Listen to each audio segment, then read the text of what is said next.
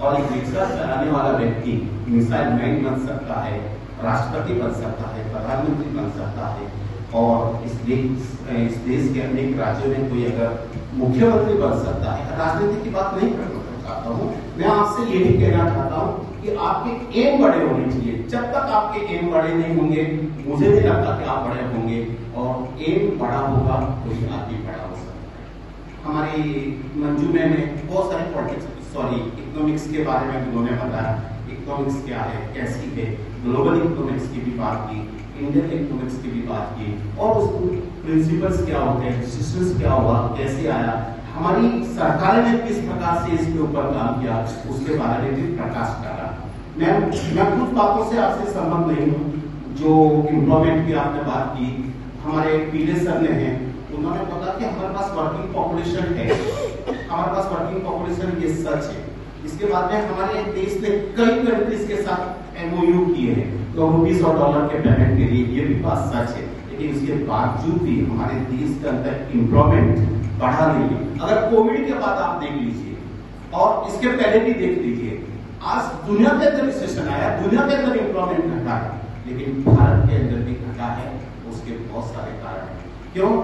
इतना अच्छा ये टॉपिक है, इकोनॉमिक्स के बारे में है, मैनेजमेंट के बारे में है, बिजनेस के बारे में है। और मैडम, इसके पहले यूक्रेन और रशिया का जो क्राइसिस हुआ था, Mutha college was the first college in India कि इसके अंदर कॉन्फ्रेंस हमने रखी थी, और उसके इंटरनेशनल कॉन्फ्रेंस थी, और उसके अंदर भारत के काफी लोग जुड़ गए थे और बहुत अच्छे से सुझाव दिए।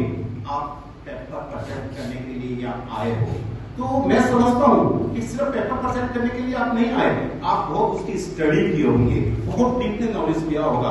क्यों? कि ये पेपर आपका किसी बुक में छपेगा और कहीं ना कहीं आपका एविडेंस होगा। वो हम जैसे बिजनेसमैन के लिए, हमारी सरकार के लिए, हमारी सोसाइटी के लिए वो एक प्रतीक बनेगा कि हमारी इकोनॉमी को सेव कैसे करना, भारत की इकोनॉमी को आगे कैसे बढ़ाना, और इकोनॉमिक्स दृष्टि से कैसे हमारे कोई भी कंट्री हो, चाहे भारत हो या और कोई हो, इसमें फायदा कैसे होगा, इसके बारे में एक नई सोच देने के लिए आप आए हैं। और ये नई सोच पैदा करने के लिए कमला देवी कॉलेज ने आपको एक मौका दिया।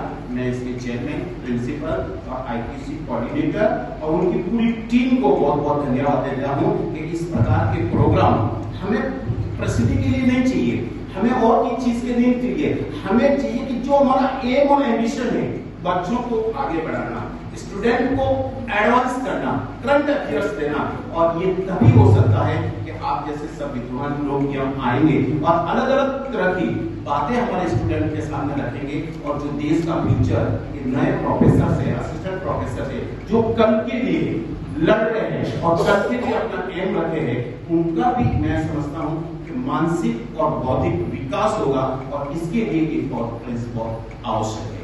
अगर आप इकोनॉमिक्स इश्यूज की हम बात करें तो बहुत सारे, मुझे ऐसा लगता है, हालांकि मैं अर्थशास्त्री तो नहीं हूँ, लेकिन मैडम एक बिजनेसमैन हूँ और इतना जरूर जानता हूँ, मारवाड़ी हूँ, नुकसान से प्रॉफिट कैसे करना। अगर सीखना हो तो कभी मेरे पास आ जाइएगा, आप डॉक्टरेट हो और आप अच्छी तरह से इकोनॉमिक्स जानती हो, लेकिन मैं इतना जरूर जानता हूँ कि कोई भी ऑर्गेनाइजेशन या कोई भी इंस्टीट्यूट या कोई भी संस्था अगर नुकसान में है तो उसको प्रॉफिट में कैसे लाना, वो मैं उसका डॉक्टर हूँ, आप अलग डॉक्टर हो।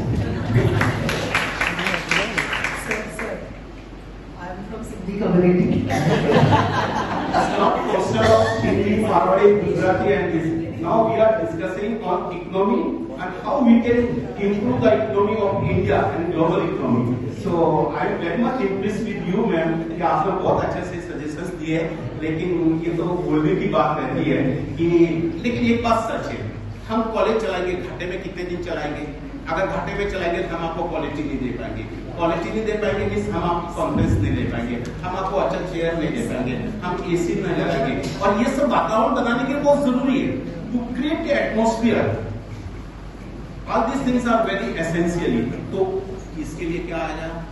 पैसा आ गया। पैसा का मतलब इकोनॉमी आ गई, और इकोनॉमी नहीं होगी तो हम करेंगे कैसे? बाबा साहब जो बैठे बोलेंगे मैं तो नहीं करूंगा, आपको मुझे बहुत कुछ बोल दिया करना चाहिए वगैरह, क्यों? कि मेरे पास पैसा नहीं। तो इकोनॉमी कुछ भी कर लो, कैसा भी कर लो, बहुत जरूरी है। आपको शायद मालूम होगा कि हमारे साथ 2 देश आजाद हुए, एक पाकिस्तान की बात कर लीजिए। धार्मिकता ये हमारी इकोनॉमिक की सबसे बड़ी दुश्मन है और मानवता की भी दुश्मन है। धार्मिक बनिए लेकिन धार्मिकता के अंदर डूबिए मत। आज पाकिस्तान की हालत क्या है? इमरान खान गए, दूसरे कोई खान आ गए, और परसों के परसों पेपर में पढ़ा था ग्रोसरी लाने के लिए पैसा नहीं, चाय का पाउडर इंपोर्ट करने के लिए पैसा नहीं है, और आज तो पेपर में पढ़ा है सच कितना है गलत कितना है। मैंने सिर्फ हेडलाइन देखी ना भारत में कि पाकिस्तान क्या 4 देश हो जाएगी। तो हमारे इकोनॉमिक्स को बढ़ाने के लिए हमें क्या क्या फैक्टर्स है, हमारे क्या क्या उद्देश्य होना चाहिए बच्चों के, हमको आगे चल के क्या करना चाहिए। सबसे बड़ा जो फैक्टर है अनएम्प्लॉयमेंट। सर ने कहा कि वर्किंग पॉपुलेशन है, बहुत अच्छी बात है, वर्किंग पॉपुलेशन है। एक समय मुझे भी लगता था, बचपन में था, जनसंख्या कंट्रोल करो, क्यों कि ये बहुत बड़ा दुश्मन है। मुझे लगता है ये दुश्मन नहीं है, उसके साथ साधन डेवलप करो। ये सबसे बड़ी मार्केटिंग है। अगर मार्केटिंग आपको बढ़ाना है तो कंज्यूमर चाहिए, और कंज्यूमर कब बढ़ेगा? जब जनसंख्या बढ़ेगी तो कंज्यूमर बढ़ेगा, लेकिन वो बड़ा साफ हो जाएगा अगर उसके साथ साथ आपके साधन प्रोडक्शन एम्प्लॉयमेंट नहीं हुआ तो जनसंख्या सिर्फ बढ़ने से कोई काम नहीं है। हमारी लिए खुशी की बात है कि हमारे देश के पास ये प्लस पॉइंट है, लेकिन उसके साथ साथ दूसरे जो साधन चाहिए, जो रोजगार देने के साधन चाहिए, जो रोजगार उत्पन्न करने के साधन चाहिए, जो फाइनेंस चाहिए, वो हमारे देश के अंदर कहीं कम पड़ रहे हैं। हमारी सरकारें आती रहेगी जाती रहेगी, ये बाबा साहब अम्बेडकर ने सिस्टम बना दिया है, सरकार आएगी सरकारें जाएंगी, लेकिन सरकारों के साथ साथ सिस्टम कहीं नहीं जाएगा। सिस्टम ये रहेगा, और उस सिस्टम का काम है इन साधन स्रोतों को बढ़ाएं, ऐसा मेरा मानना है।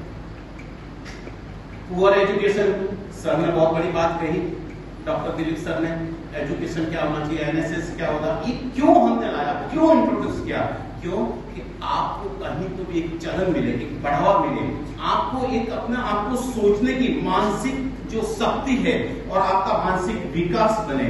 तो हमारा जो एजुकेशन सिस्टम है जो बहुत पुराना है, सर आप ज्यादा इसके एक्सपर्ट है, मुझे लगता है कि यहाँ इसको कहीं तो इससे रीडिजाइन करने की आवश्यकता है।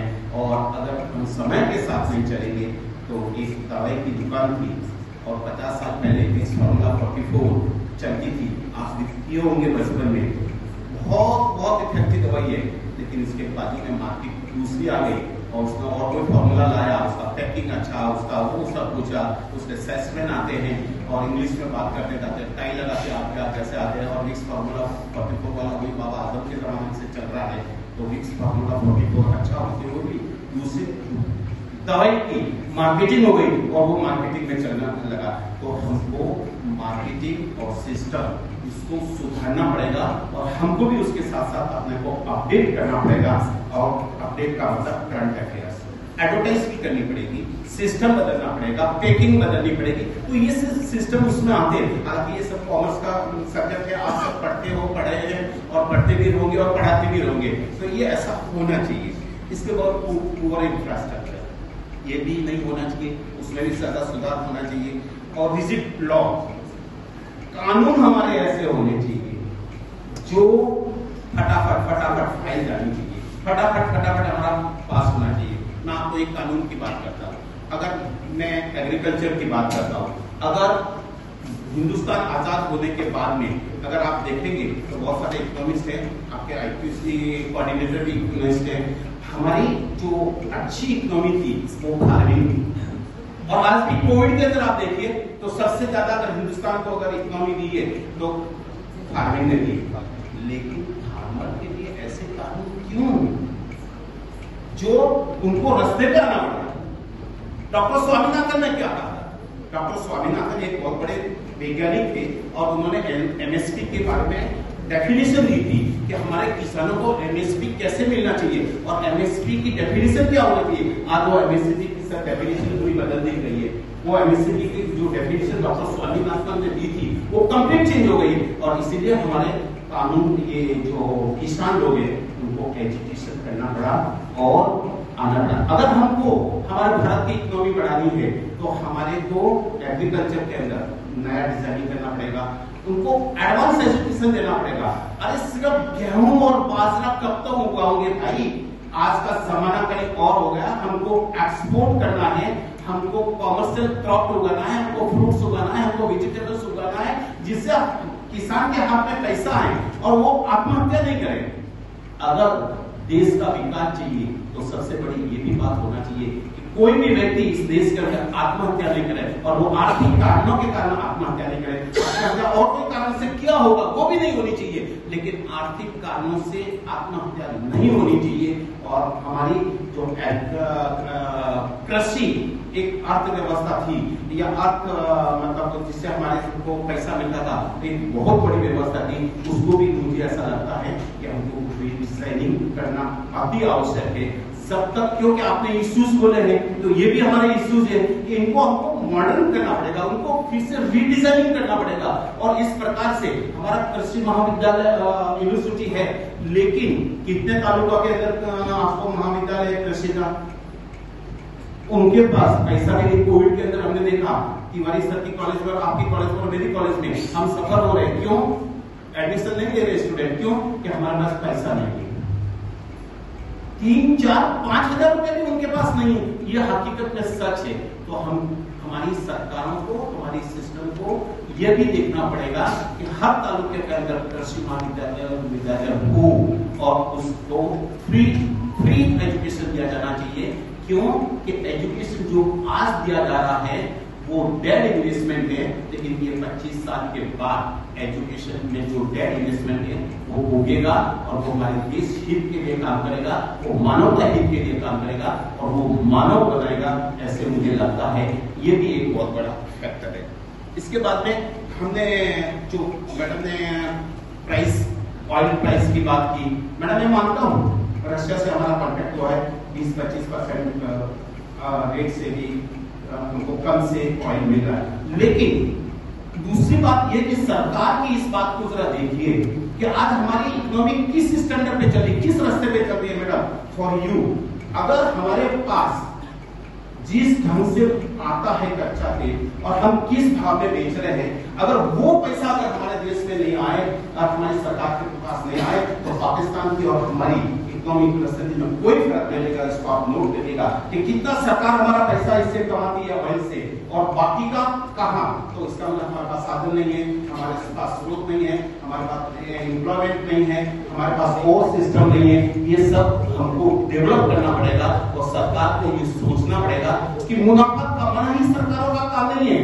हमारा काम है इस देश के हर व्यक्ति को काम मिलना चाहिए, इस देश के हर कोने से इकोनॉमी बढ़नी चाहिए। और इकोनॉमी सब बढ़ेगी जब हमारा प्रोडक्शन बढ़ेगा, जब हमारा एम्प्लॉयमेंट बढ़ेगा, सब हमारा और बढ़ेगा। आपने मनमोहन सिंह की बात कही, आपने रिसेशन की बात की 1991 के बाद में जब हम देखें तो हमारे हिंदुस्तान के अंदर बहुत बदलाव आया। लेकिन बदलाव का कारण क्या?